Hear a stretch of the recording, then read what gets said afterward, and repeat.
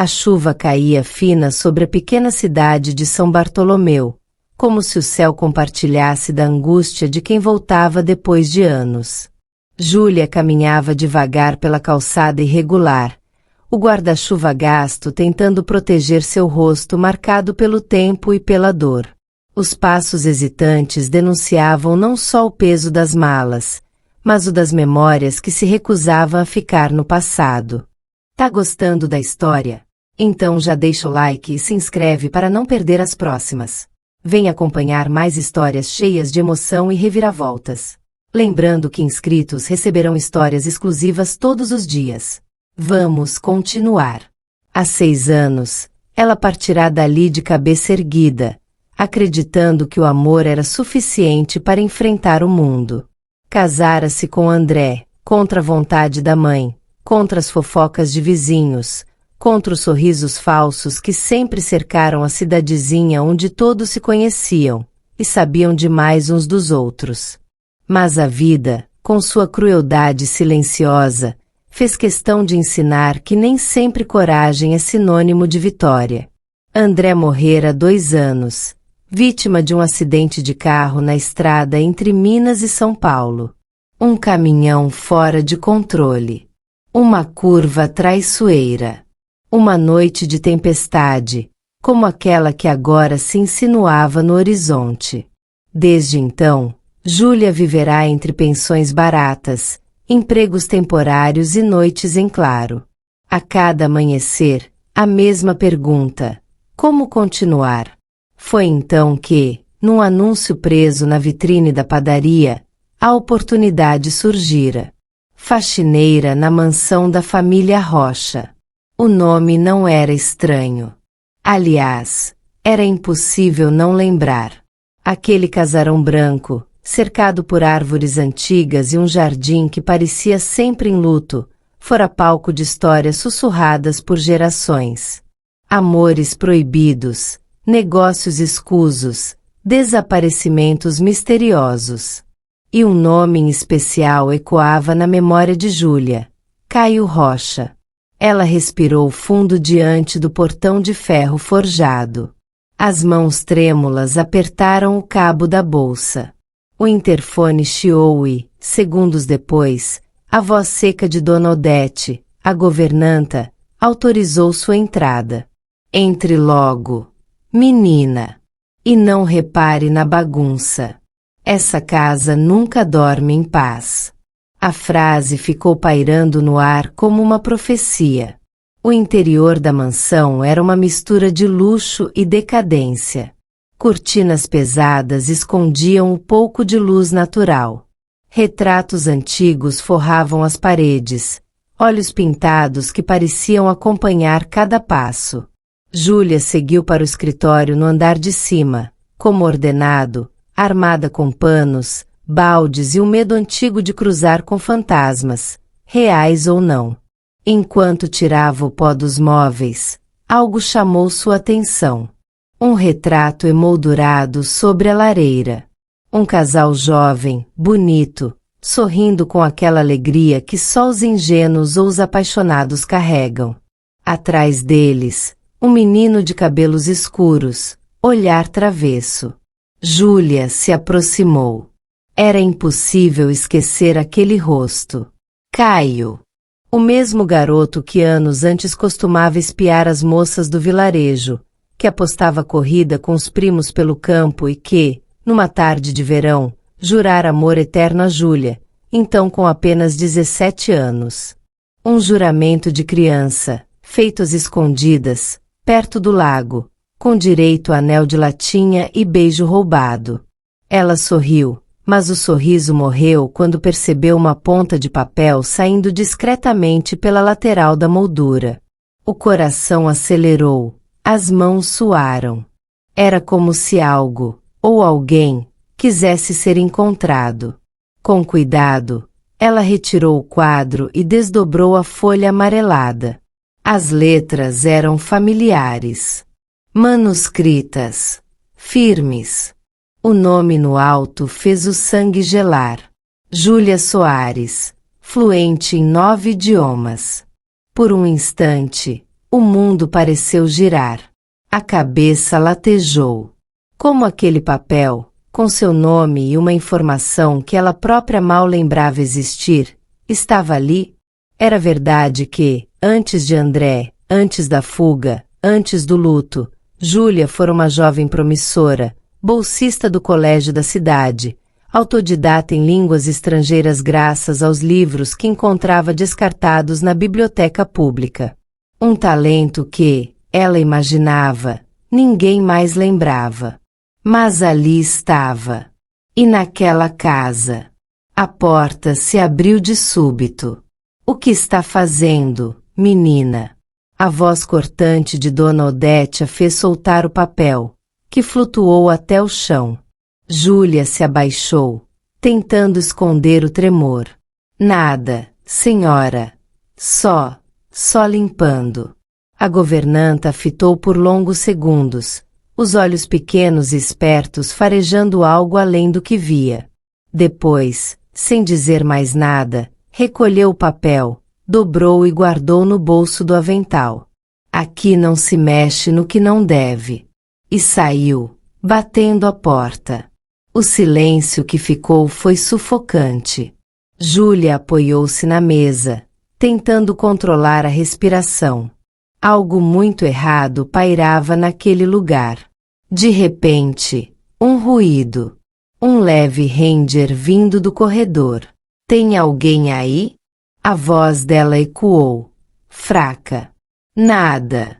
Mas o instinto, aquele mesmo que lhe salvara tantas vezes, gritava para que saísse dali.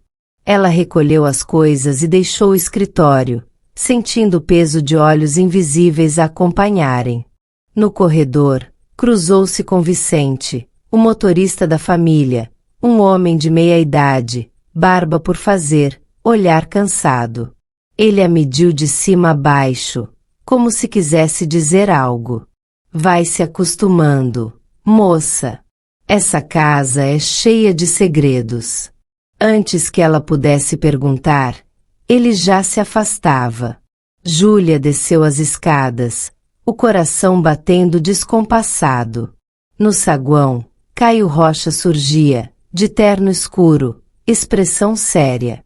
Os anos o haviam transformado de menino travesso em um homem enigmático. Os olhos dele cruzaram com os dela e, por um instante, foi como se o tempo parasse. Havia surpresa no olhar dele. E algo mais. Reconhecimento. Júlia. Ele murmurou, a voz rouca. O nome dito assim, depois de tanto tempo, fez lágrimas arderem nos olhos dela. Mas antes que pudesse responder, a porta da biblioteca se abriu e uma mulher elegante surgiu. Caio, precisamos conversar. Era Isabel, a esposa de Caio. O choque atravessou Júlia como uma faca. A mulher perfeita. Alta, loira, olhos frios. O tipo de presença que impunha respeito e temor. Isabel lançou a Júlia um olhar de desprezo discreto, daqueles que não precisam de palavras. Caio hesitou. Depois, Isabel. Mas a mulher já se retirava, sem esperar. Júlia. Ele começou, mas Júlia ergueu a mão. Eu sou só a faxineira. Virou-se e saiu antes que as lágrimas traíssem sua fachada. Atrás dela, no escritório, a moldura do quadro balançava levemente, como se os fantasmas da casa comemorassem mais um segredo prestes a ser desenterrado. E no bolso do avental de Dona Odete, o papel com o nome de Júlia parecia pulsar, aguardando a hora certa para mudar o rumo de todas aquelas vidas. O trovão ribombou no céu. E o passado estava apenas começando a cobrar seu preço. A noite caía como um véu espesso sobre a velha mansão dos Montenegro. As janelas antigas, de madeira escura e vidros ondulados, refletiam a luz amarelada dos postes da rua. Júlia respirou fundo antes de atravessar o corredor silencioso que levava ao escritório de Arnaldo Montenegro, falecido há 3 anos. O cheiro de madeira antiga e papel envelhecido ainda pairava ali, como se o dono do lugar estivesse prestes a retornar a qualquer instante. Ela não deveria estar ali. Sabia disso. Cada passo seu era um risco. Mas a angústia que a corroía há semanas se tornará insuportável. Aqueles sussurros abafados entre os empregados, o jeito estranho de Dona Íria evitar certos assuntos e, principalmente, o comportamento da própria cunhada, Marta, sempre atenta, sempre controladora, tudo aquilo a deixava inquieta. Júlia, ainda jovem, mas com o olhar cansado de quem já tinha conhecido mais dor do que alegria, entrou no cômodo escuro e acendeu o abajur de canto. A luz suave revelou as estantes repletas de livros empoeirados e o velho quadro de Arnaldo, que a observava da parede, o olhar severo mesmo na pintura. Ela caminhou até a mesa e deslizou os dedos pelas gavetas, hesitando. Uma voz antiga em sua mente, a da própria mãe, antes de morrer, sussurrava: "Não cutuque o passado, filha. O passado, às vezes, mata." Mas era tarde demais para recuar. Com cuidado, retirou a chave antiga que guardava costurada na bainha do avental e abriu a última gaveta. Ali estavam os documentos que ela mesma, anos antes, ajudara a traduzir sem entender a gravidade do conteúdo. Cartas em francês, russo, árabe, assinaturas enigmáticas, selos diplomáticos desbotados, registros de chamadas internacionais com datas e horários que não faziam sentido. Tudo aquilo parecia formar um quebra-cabeça sombrio que, de alguma forma, envolvia toda a família Montenegro. Os dedos de Júlia tremiam ao reler algumas traduções feitas por ela, então com apenas 20 e poucos anos. Na época, não passava de uma jovem professora de idiomas contratada para dar aulas particulares aos filhos da família. Mas Arnaldo descobrira seu talento com línguas e logo a fizera traduzir documentos que, na ocasião, pareciam apenas burocráticos. Ela se sentou na cadeira de couro e passou as mãos pelos cabelos castanhos, agora um pouco grisalhos nas têmporas, o coração descompassado. Pensou em Mateus, seu menino, dormindo no quartinho nos fundos da casa. Apenas 10 anos, mas já aprendendo os mesmos idiomas que ela, em segredo. Um talento que a assustava. O garoto tinha facilidade impressionante para decorar palavras estrangeiras e repetir frases complexas. Por isso, escondida de todos, Júlia lhe ensinava tudo o que sabia. Sentia, no fundo, que um dia aquele conhecimento poderia salvá-lo. Mas naquele instante, no silêncio tenso do escritório, ela percebeu que talvez o risco fosse maior do que imaginava. O estalo súbito da porta sendo aberta a arrancou de seus pensamentos.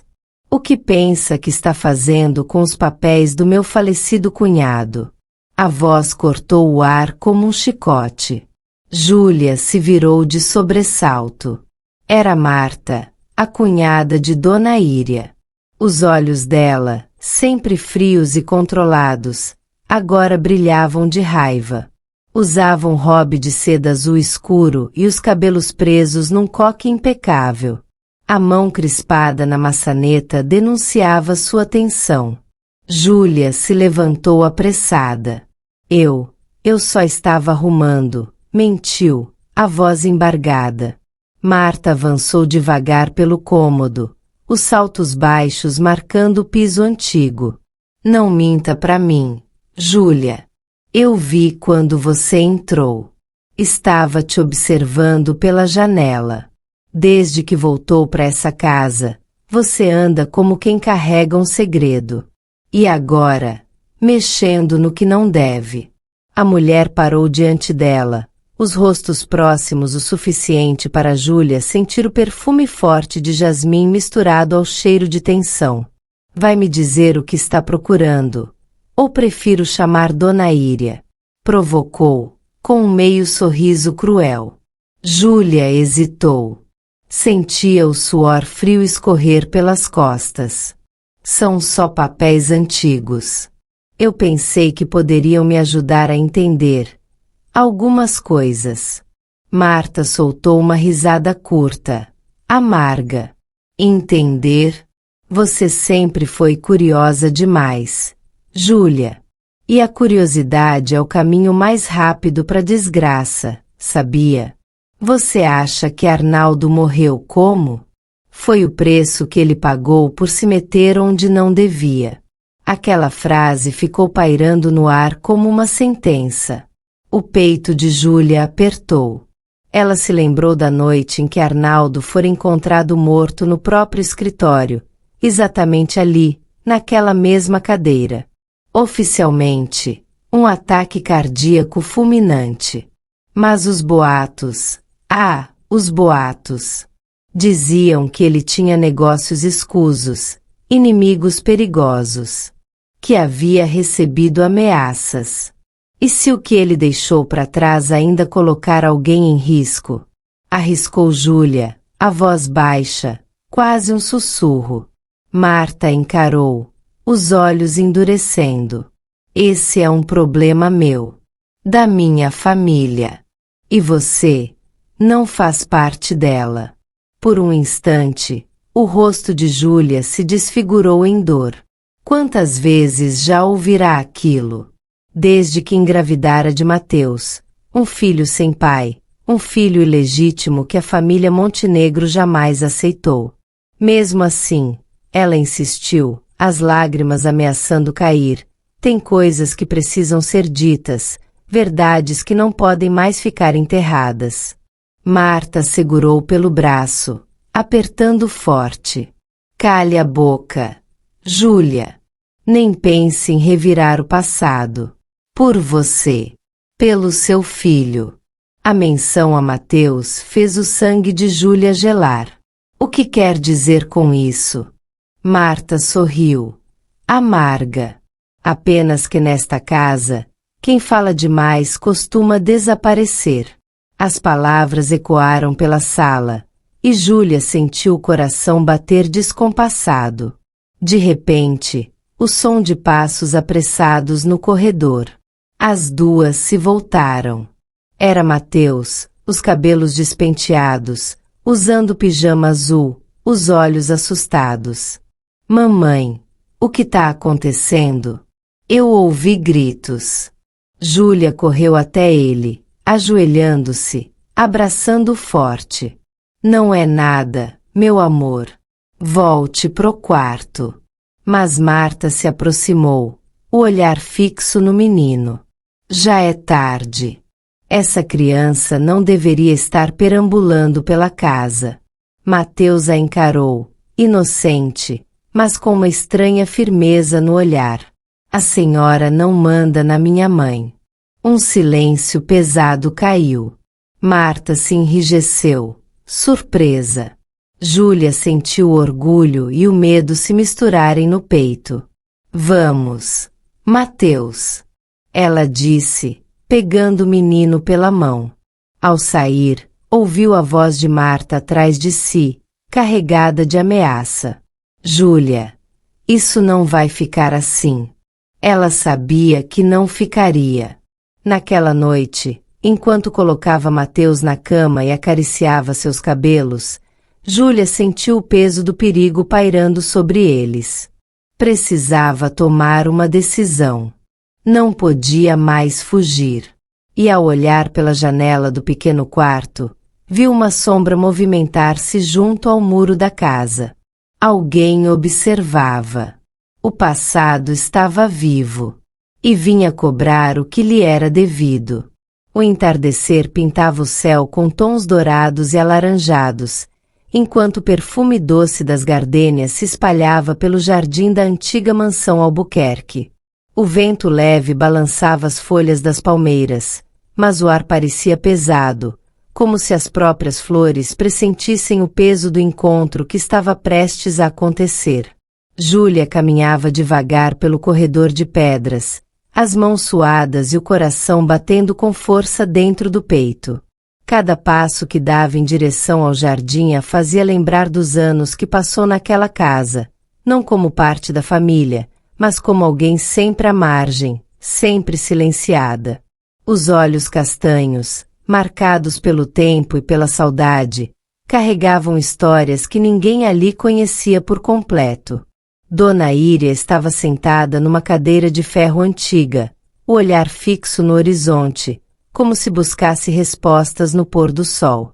Usava um vestido azul claro que contrastava com o semblante severo. Quando ouviu os passos, não se virou de imediato. Sente-se, Júlia, disse com a voz firme, sem encará-la.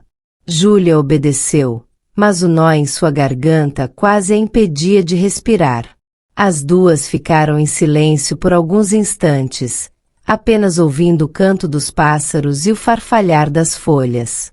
Mas não era um silêncio de paz. Era o tipo de silêncio que precede uma tempestade. Você sabe por que eu te chamei aqui?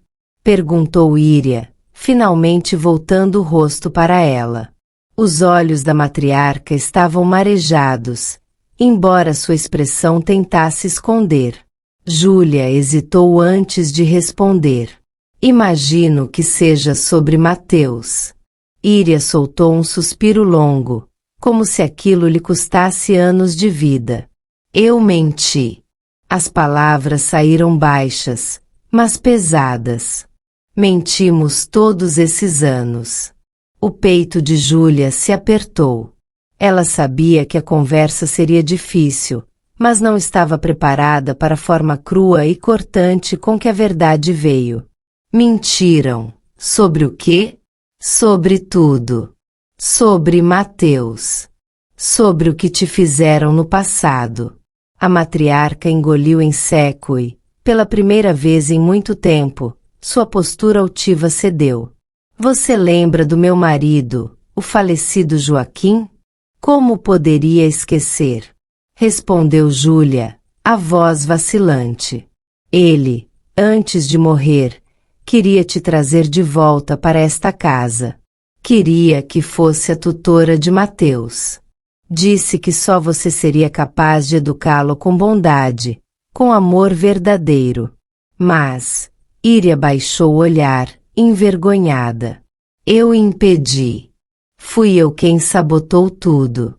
Quem convenceu o resto da família de que você não era digna. Júlia fechou os olhos, sentindo as lágrimas ameaçarem cair. Por anos ela se culpou por ter sido afastada daquela casa, daquele menino que via crescer de longe. Agora, a verdade tinha outro gosto, o da amargura. Por quê? Perguntou com a voz embargada. Por que fez isso comigo, Iria? A velha senhora respirou fundo, a mão tremendo levemente sobre o braço da cadeira. Porque eu tinha medo da verdade. E então, com a voz quase inaudível, porque Mateus não é filho da minha filha. Ele é seu neto, Júlia. As palavras pairaram no ar como um trovão silencioso antes de explodirem no coração de Júlia. A mulher sentiu o mundo girar, as mãos apertaram os braços da cadeira e, por um instante, tudo ao redor desapareceu. O som dos pássaros, o perfume das flores, o calor do entardecer, nada mais existia. Não, sussurrou. Isso não pode ser verdade. É.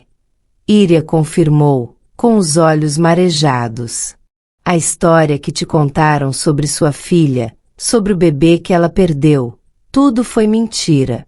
Eu tirei ele de vocês. Coloquei outra criança no lugar. Criei Mateus como se fosse filho da minha filha, para não manchar o nome da família. E você foi mandada embora para nunca mais voltar. A dor rasgava o peito de Júlia como lâminas invisíveis. O rosto da filha, falecida tão jovem, surgiu em sua memória. Lembrou-se do parto difícil, do choro da criança, e depois, o vazio, as mentiras, o exílio. Onde está o resto dessa história? Eu preciso saber, exigiu, levantando-se num ímpeto. Íria hesitou. No cofre, no escritório do meu falecido marido. Confessou. Ele guardou tudo lá. Documentos, cartas, até um teste de DNA.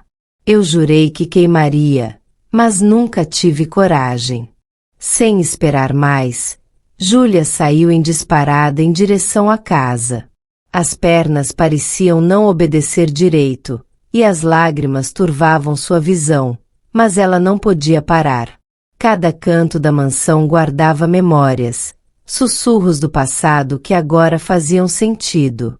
Chegando ao escritório, a madeira escura das paredes e o cheiro de livros antigos a envolveram como um abraço opressor. Ela caminhou até o quadro antigo que escondia o cofre. Os dedos trêmulos giraram um segredo que ela nunca esqueceu, gravado na memória como uma cicatriz. O cofre se abriu com um clique abafado. Lá dentro, entre papéis amarelados e relíquias da família, estava um envelope pardo com letras firmes. Prova de paternidade, Mateus Albuquerque. Júlia pegou o envelope e o abriu com pressa. Seus olhos correram pelo papel, as letras embaralhadas pelas lágrimas. Mas o que leu foi claro: compatibilidade genética, 99,9% com Carolina Vieira Costa. O mundo desabou. Carolina, sua filha. Mateus, seu neto. Foi então que, atrás dos papéis, ela encontrou outra coisa. Uma carta, escrita de próprio punho por Joaquim Albuquerque. Se você está lendo isso, é porque a verdade encontrou seu caminho. Perdoe-me por não ter tido coragem de protegê-los em vida. Mateus é sangue do seu sangue, Júlia. E só você poderá salvá-lo do destino que lhe foi imposto. Nesse instante, passos apressados ecoaram pelo corredor. Júlia se virou e viu Mateus parado na porta, o olhar confuso e assustado. Dona Júlia, o que está acontecendo? Por que a senhora está chorando? A voz do rapaz, tão parecida com a de Carolina, a atingiu como um golpe. Júlia lutou para conter as lágrimas, mas as emoções transbordaram. Mateus, sussurrou, apertando o envelope contra o peito. Eu preciso te contar uma coisa. O jovem deu um passo à frente, o senho franzido, mas antes que pudesse se aproximar, Íria surgiu atrás dele, pálida, os olhos arregalados. Não, Júlia, não faça isso. Mas era tarde. Mateus, você é meu neto. O silêncio que se seguiu foi mortal. O rosto de Mateus se desfez em incredulidade. Íria caiu de joelhos, as mãos cobrindo o rosto. Júlia estendeu a mão, mas o jovem recuou, o olhar partido entre amor, ódio e confusão. Não, isso é mentira! Gritou ele, antes de sair correndo pelo corredor, a sombra desaparecendo na escuridão. Júlia caiu no chão, as mãos cobrindo o rosto, o choro vindo como um vendaval. Íria se arrastou até ela, as lágrimas manchando seu rosto severo. Eu destruí nossas vidas, sussurrou. E, enquanto a noite se abatia sobre a mansão, uma figura misteriosa observava tudo pela fresta da porta. Um homem de olhos escuros, cuja presença ninguém percebera, até aquele instante. A história estava longe de terminar. E agora, mais do que nunca, a verdadeira guerra estava apenas começando. A noite tinha um brilho estranho. As luzes do salão reluziam como estrelas frias, e o som dos cristais tilintando nos brindes parecia ecoar num vazio disfarçado de festa. Era o grande jantar beneficente organizado pela poderosa família Rocha, e embora os sorrisos falsos iluminassem os rostos dos convidados, nos bastidores, o veneno corria solto. Júlia observava tudo de longe. Escondida atrás de uma cortina de veludo azul marinho, o coração batendo rápido, a respiração descompassada. Os dedos tremiam enquanto ela apertava contra o peito um pequeno envelope onde estavam as provas que poderiam destruir aquele império de mentiras. Dentro daquele envelope, o documento que mostrava que Mateus, o homem que ela amava, mesmo contra a própria vontade, estava sendo usado como peão por aqueles que juravam amá-lo. Eduarda, a filha rebelde dos Rocha, se aproximou devagar. Os cabelos loiros perfeitamente desalinhados, o olhar de desdém para o ambiente ao redor.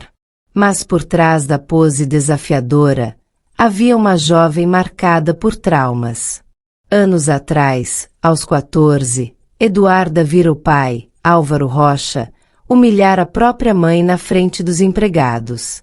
A dor daquele dia a transformará. Tornará-se uma mulher de gênio difícil, mas coração leal. Tá pronta? Sussurrou Eduarda, a voz baixa, mas firme. Júlia assentiu, sem conseguir conter o tremor. Se a gente não fizer isso hoje, nunca mais. Eduarda segurou o braço de Júlia, os olhos verdes faiscando de emoção contida. Por Mateus. E por tudo que eles tiraram de nós. O plano era simples e arriscado. Durante o discurso de Dona Carmen, a madrasta de Mateus, Júlia tentaria falar. Expor a verdade ali, diante da elite hipócrita que sustentava a fortuna dos Rocha.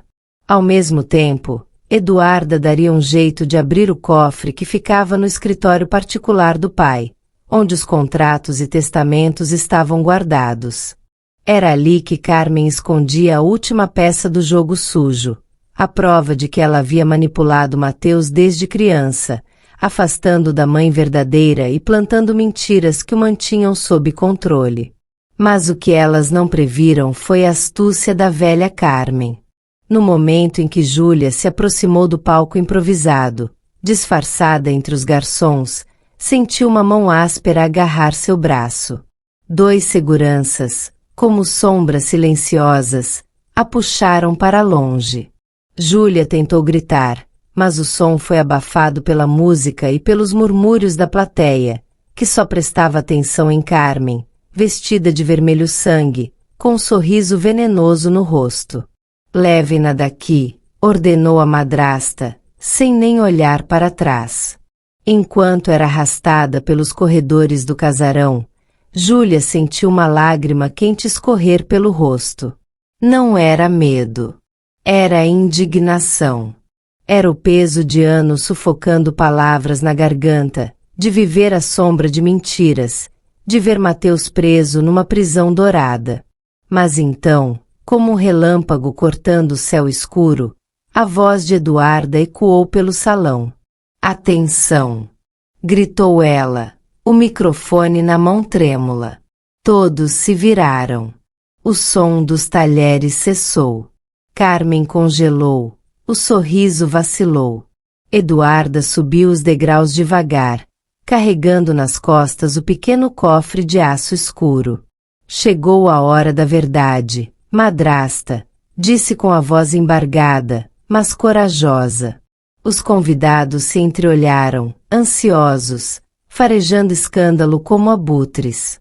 Antes que alguém pudesse reagir, o alarme da casa disparou. Um som agudo e desesperado, cortando o salão como uma lâmina. As luzes piscaram. Carmen gritou uma ordem, mas ninguém ouviu. A confusão se espalhou como fogo em palha seca. Eduarda forçou a tampa do cofre diante de todos. Estava vazio. Um silêncio pesado caiu sobre o ambiente. Os olhares se voltaram para Eduarda, que ficou pálida, os olhos arregalados. Não, sussurrou ela. Não é possível. A velha Carmen, mais rápida do que se imaginava para a idade, avançou e tomou o microfone da mão da enteada. Que palhaçada é essa? Vociferou. Mais uma cena da nossa querida rebelde sem causa. Mateus, até então calado, surgiu entre os convidados. O rosto pálido, os olhos confusos. Ele viu Júlia sendo arrastada e correu até ela, ignorando os gritos da madrasta. Soltem ela! Berrou. Os seguranças hesitaram. Mateus tinha herdado o olhar do pai. Aquele olhar que não admitia ser desafiado. Júlia caiu de joelhos, ofegante. Os dois se encararam. Por um instante, o tempo pareceu parar. Havia dor, medo e algo mais naquele olhar. Algo que nunca fora dito. Júlia, o que você veio fazer aqui? Perguntou Mateus, a voz baixa, rouca. Ela hesitou. Queria contar tudo. Dizer sobre a armação, sobre os documentos, sobre os anos de manipulação. Mas as palavras lhe faltaram. Eduarda, ainda no palco, gritou. Ela veio te salvar, Mateus. De nós. De tudo isso. Os convidados murmuravam, alguns riam, outros gravavam tudo com celulares. Carmen avançou, furiosa. Você vai se arrepender de ter nascido, sua vadia. Cuspiu para Júlia. Nesse instante, a porta principal foi aberta com força. Um homem alto, de cabelos grisalhos e expressão sombria, entrou. Era Augusto Montenegro, antigo sócio de Álvaro Rocha, desaparecido há anos após um misterioso acidente de carro.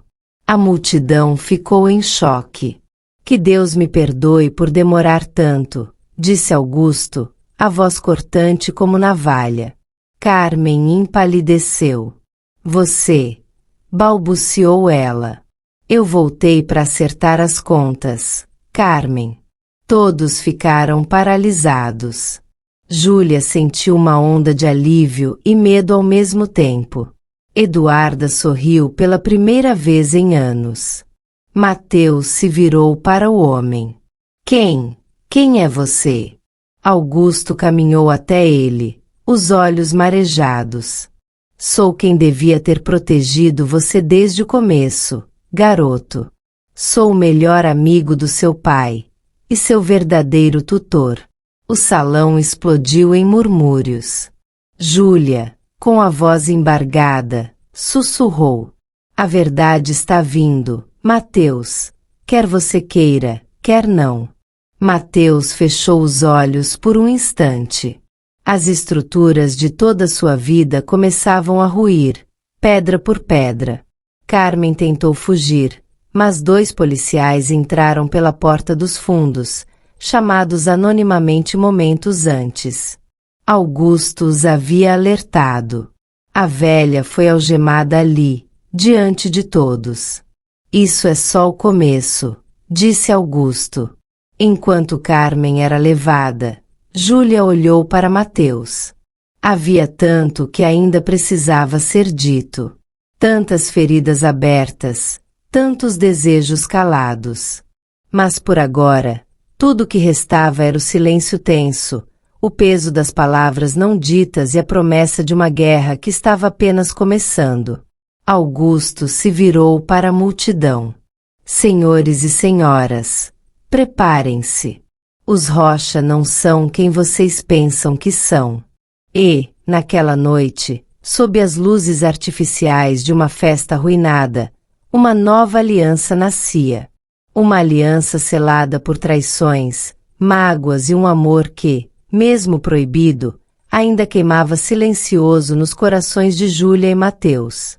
O sol nascia pálido naquela manhã que parecia pesar sobre os ombros de todos na cidade. A névoa ainda abraçava as ruas estreitas e silenciosas, como se o próprio tempo hesitasse em avançar, temendo o que estava prestes a acontecer. Mateus, de mãos trêmulas, segurava o envelope pardo com os documentos. Por um instante, hesitou diante da redação do jornal local. O vidro embaçado da porta refletia um rosto que ele mal reconhecia. Os olhos cansados, o maxilar tenso, as marcas de noites mal dormidas. Ele respirou fundo, sentindo o gosto amargo da decisão que estava prestes a tomar. Lembrou-se de sua mãe, Júlia, aos prantos na varanda da antiga casa de madeira, 20 anos atrás. Ele, ainda menino, escondido atrás da cortina, ouvirá os gritos abafados, o som de um tapa e o silêncio cruel que se seguiu. Ela havia sido arrancada dali, afastada do próprio sangue, pelo preconceito disfarçado de boas intenções. Por dinheiro, por poder. A imagem de Dona Íria, altiva e impiedosa, vinha à mente. A matriarca da família Rocha sempre impôs sua vontade como se fosse lei divina. Mas agora, as cartas estavam na mesa, e Mateus seria o responsável por virar o jogo. Tem certeza, filho? Júlia perguntara na noite anterior, os olhos marejados e a voz embargada. Ele segurou o rosto dela entre as mãos, sentindo a pele macia marcada pelo tempo e pela dor. A verdade precisa vir à tona, mãe. Nem que seja a última coisa que eu faça nessa vida. E ali estava ele, prestes a cumprir sua promessa. Ao entregar os documentos ao jornalista, sentiu uma vertigem, como se os fantasmas do passado estivessem ao redor, observando, esperando pelo momento em que tudo ruiria. Horas depois, a cidade fervilhava. A notícia se espalhou como fogo em palha seca. Matriarca dos Rocha impediu Nora de criar o próprio neto para manter herança familiar. As manchetes se multiplicavam nas bancas e nos grupos de mensagem. Na mansão dos Rocha, o caos. Dona Íria, pálida, segurava o jornal nas mãos trêmulas. Os olhos outrora duros agora buscavam uma explicação que não existia. Os filhos divididos. Alguns a defendiam, outros a acusavam em silêncio. A senhora destruiu a vida dela. Mãe! Gritou Gustavo, o irmão mais velho de Mateus, a voz embargada de ressentimento acumulado. Fiz o que achei certo para proteger essa família. Rebateu Íria, mas o tom já não tinha força de antes. A matriarca estava despida de sua armadura. A verdade tem esse poder cruel de arrancar máscaras e deixar a carne exposta. Enquanto isso, Júlia caminhava pela cidade como um espectro.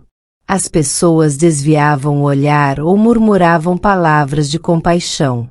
Alguns com vergonha tardia, outros por puro desconforto.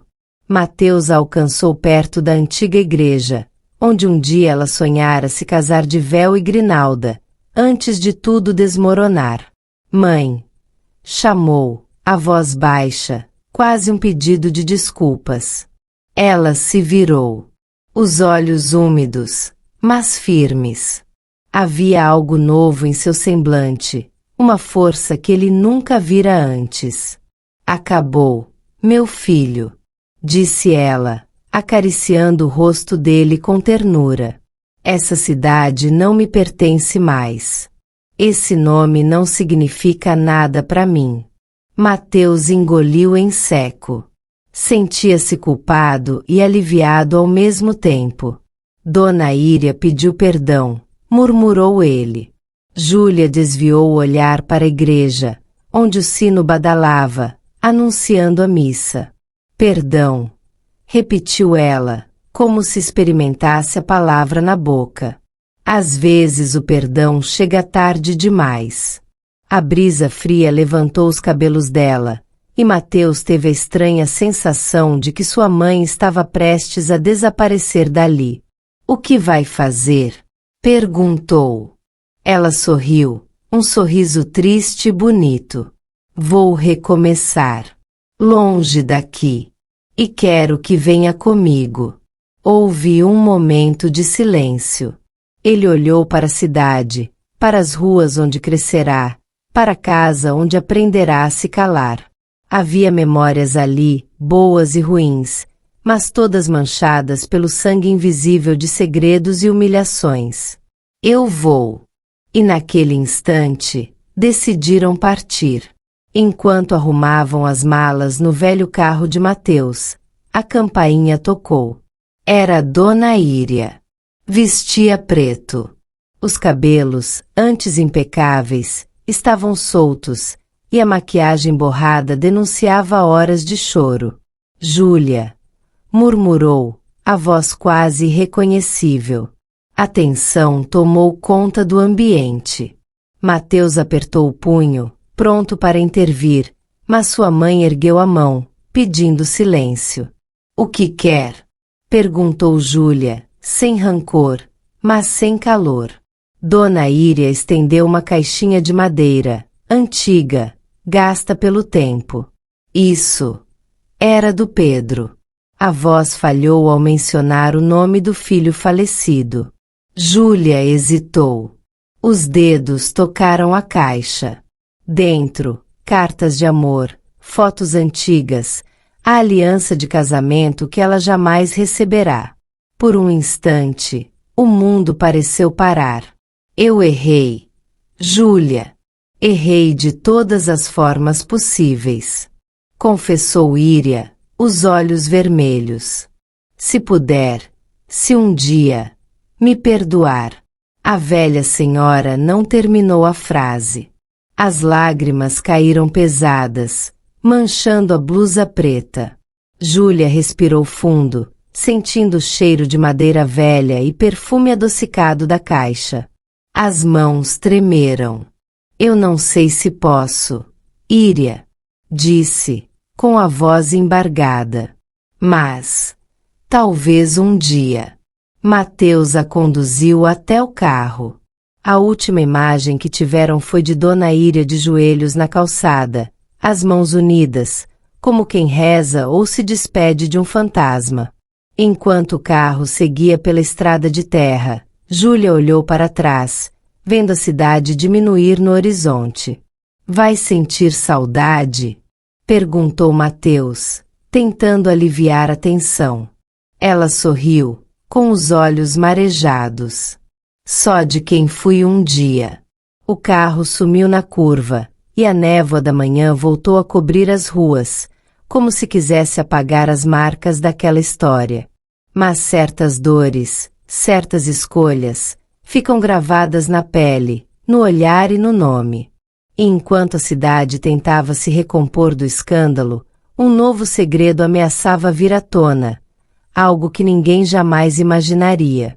Você teria perdoado ou teria lutado até o fim para fazer justiça como Júlia fez?